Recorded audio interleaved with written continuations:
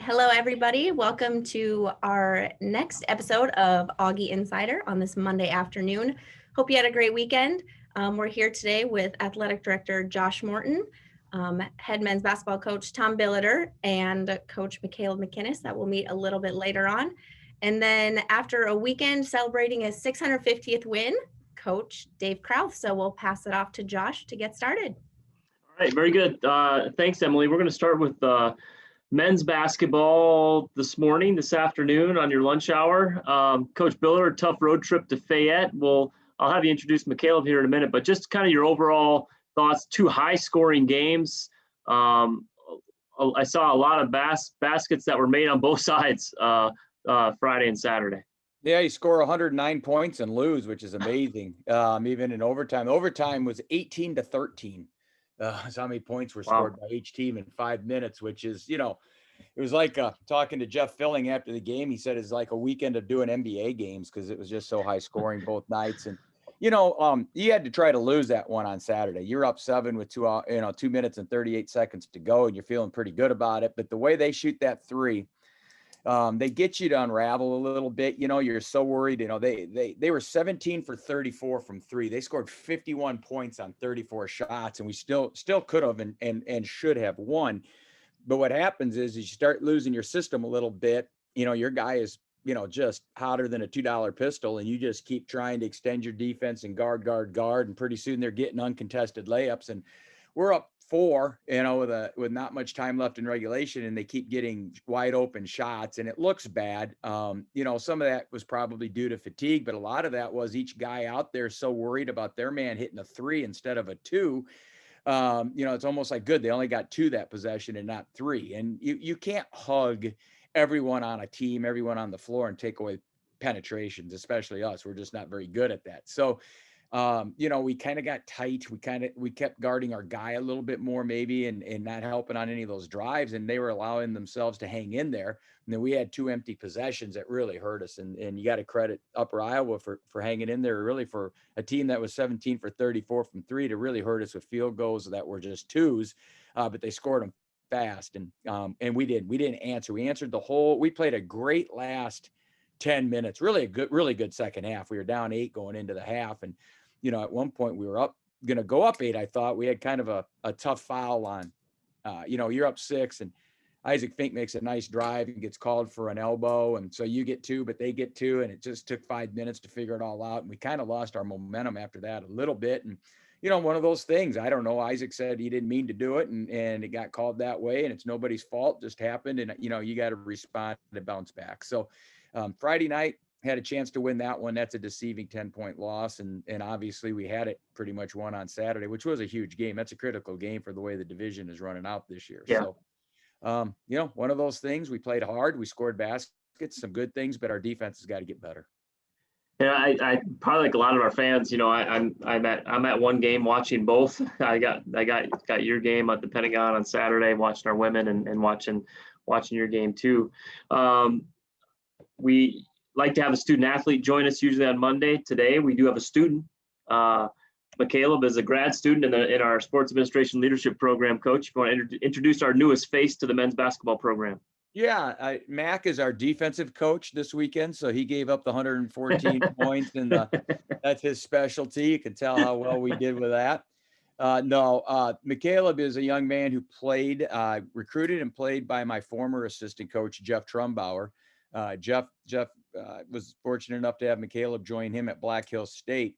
And when my last GA graduated, was done, Cade Stackpool, who got doing a great job in Wisconsin at Eau Claire, I needed a grad assistant, and Jeff called knowing that we're all very close still. And I very much appreciate his input. And he said, Coach, it's a no-brainer. And so I didn't even really interview anybody else. I pretty much 100% went on Jeff's word. And, we just, as the summer went with COVID and everything else, it was a little bit tough. It was an interesting summer. And Makaleb calls and goes, Coach, I got to know for sure. I'm getting ready to go back to Scotland and play another year overseas. And I'd really like to get into coaching. Not sure with COVID, even how the overseas is going to work. So one thing led to another. And Makaleb joined us. and is doing a great job. Great rapport with our players. I think he's learning some things, and we're learning from him. He's doing some very good things, and yet, both systems, what he played at Black Hills is so similar to ours. So that part of it's been really just that's really been fortunate, and that's been great. So let Makaleb talk about himself a little bit, but we're very fortunate and very happy to have him here. Hey, so I was born and raised in Bremerton, Washington. It's about an hour west of Seattle. I went to Olympic High School, a 2A high school out there. It's a little bit smaller. I got recruited by Pierce Community College in Tacoma, Washington, which is about an hour from Bremerton. I played 2 years there. I got recruited to Black Hill State by Coach Trumbar. I played a year under him there and a year under Coach Ryan Thompson, who's the head coach there now.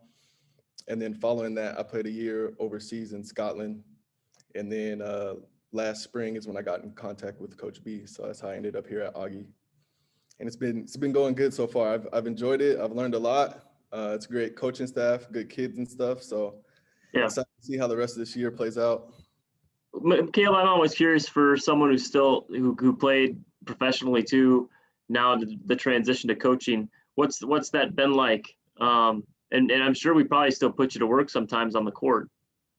Yeah, I've been on the court a few times, especially when we had low numbers due to COVID and stuff like that. So came out of retirement for a few weeks there. But it's been good. It's kind of funny because a couple of the players have asked me, like, do I miss playing and stuff like that? And I do. And I told them the other thing is I haven't thought a whole lot about it, just being busy with the season and stuff. So that's kind of helped me just transition from playing straight into coaching and stuff. So it's it makes it easier.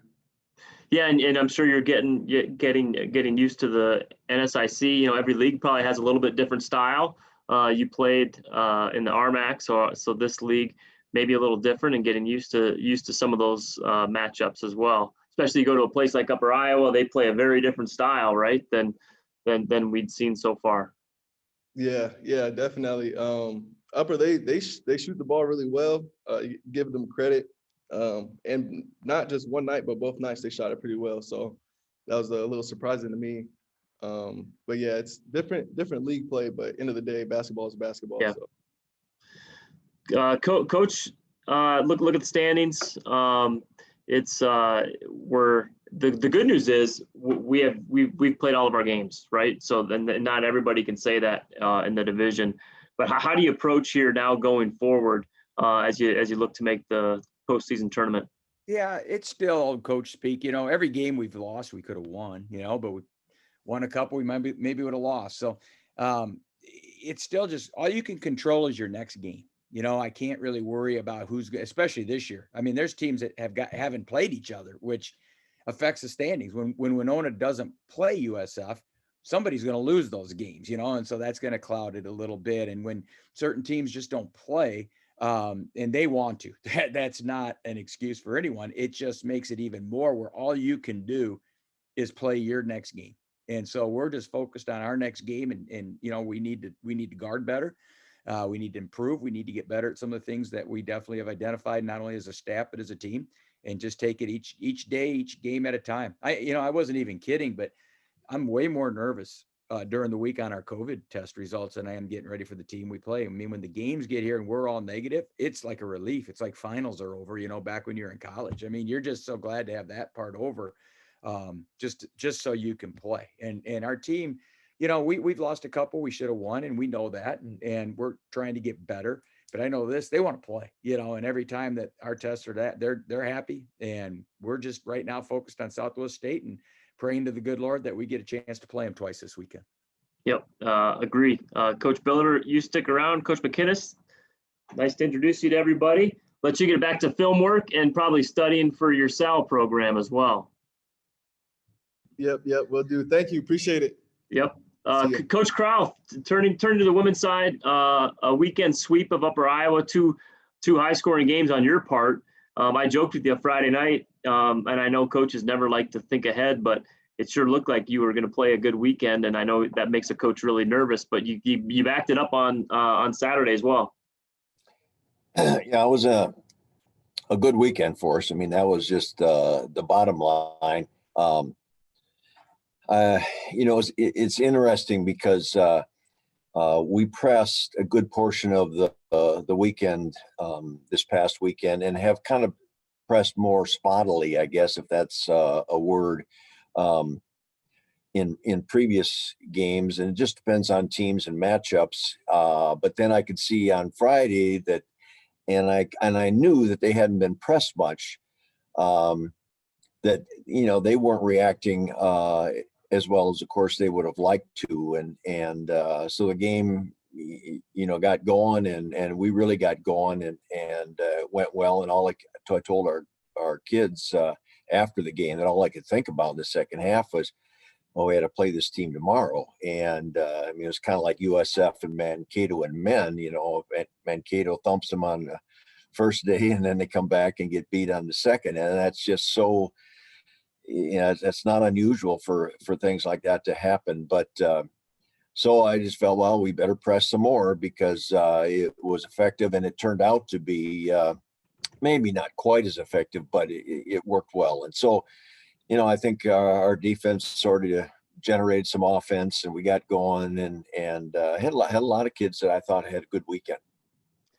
Yeah, and a good weekend for you. Win number 650. I'm not going to make you recount 649 of them, but now you're at 651. So, but you've been doing this now for 32 years. What are those numbers? I know it's more than numbers, but still, that's a pretty big milestone when you hit those. What does that mean to you? How did that feel? Saw some former players there then on Saturday as well. Yeah.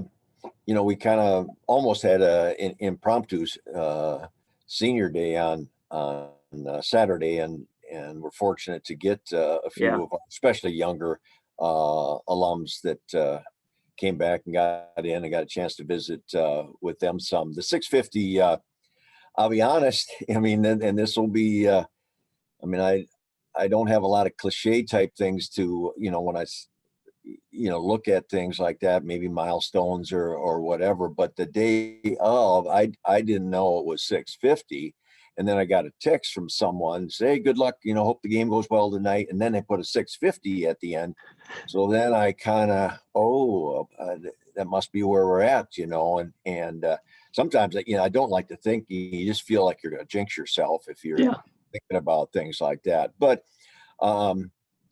honestly, there's a lot of people that go into wins and losses, but you spend a lot of days and nights on the road and with a lot of people over those years. And when I really give myself a chance to think back, then I'll find myself thinking and being able to, recall and really appreciate more of it. But sometimes they do kind of run together, and fortunately, like I said, it worked out this weekend. Yep, indeed it did. So I'm staring at the standings here on my other screen. So it's us and Sioux Falls tied at 5-2, top the South Division. Southwest State right behind us, and that's who you play this weekend. Well, and I was thinking this morning that I would be willing to bet that Southwest women had more starts among their players than maybe anybody in the history of the league. And of course, they have the option that all those kids could come back and play again next year. So he really has a team that he brought most of them in as freshmen, started most of them, and it has really built. They're very talented, really shoot the ball, although they did not shoot the ball particularly well this past weekend. And of course, the way my mind works is, just saving them for us. And and they shoot not only threes, but they shoot them deep. And do kind of like Tom said, sometimes you catch yourself, you're starting to hug people and not really play team defense as well as you'd like to. But we honestly have not played very well over at Southwest in recent years, and their team sometimes has of course a lot to do with that, and this team is a very good one that will play this weekend. Coach Billeter, got a question in the chat for you. You know, Southwest has had an interesting season, just a few NSIC games. How do you prepare for a team that hasn't played much so far? You know, I think everything is, again, kind of, you just tell your team, you know, we just got to do what we do, you know, and it's really kind of like Friday, Saturday league anyways. A lot of times you play a team on Friday, all prepared, and Saturday you just go out and play, and you kind of cover screens the way you cover them and push the ball, run your offense. So I think with Southwest State, a lot of it'll be about us this week. People might find this hard to believe. We'll probably practice defense a little bit this week for a few minutes, you know, probably take a few charge drills, jump into the ball, guarding our man system, talking, communicating, guarding ball screens, getting up and over them, contact, showing hands, just got to get kind of back to the old school. So I wouldn't care, you know, if they've played 2 games or we're getting ready to, you know, play the Lakers, we're pretty much going to practice the same way this week because it's all about us getting better. So, yeah, you know, maybe it's an advantage. You know, I've always thought the more a team plays and the more film you watch, all it does is, you know, hurt my ulcer because all I do is worry and see everything they do and think we can stop it all or need to. So I think my health will be better this week by not having to watch so many games, and our guys will take the same approach. So, you know, yeah. like you said, you know, it's hard on everybody. I'm sure Coach Bigler wishes he had more than 2 games. I know everyone in the league, you know, they want to play, you know, and their kids want to play. And so it's just something that we just got to try to figure out and just kind of just get through it. Yep, indeed. And I don't want to put you both in a bad mood, but I'm going to ask you about health and start with you, Coach Billeter. We talked a little bit about Matt Cartwright last week, but you know, tough to be without him. And both of you now have had some knee surgeries on your teams. Yeah, poor Matt. I mean, he was really coming back and doing a good job. And then his other knee ended up having the same thing. So he ended up getting that fixed a week ago. They found the microfractures and they did a bunch of different things they fixed, and pretty intense surgery. He's in quite a bit of pain for a couple of days. Matt's a tough kid, but he's coming fast already. He's already started rehab. He's going to be off crutches soon. And, you know, having been through it once, Josh, it's a little bit easier the next time around because you understand what you're going to go through. You understand the pain process, and you've seen a result.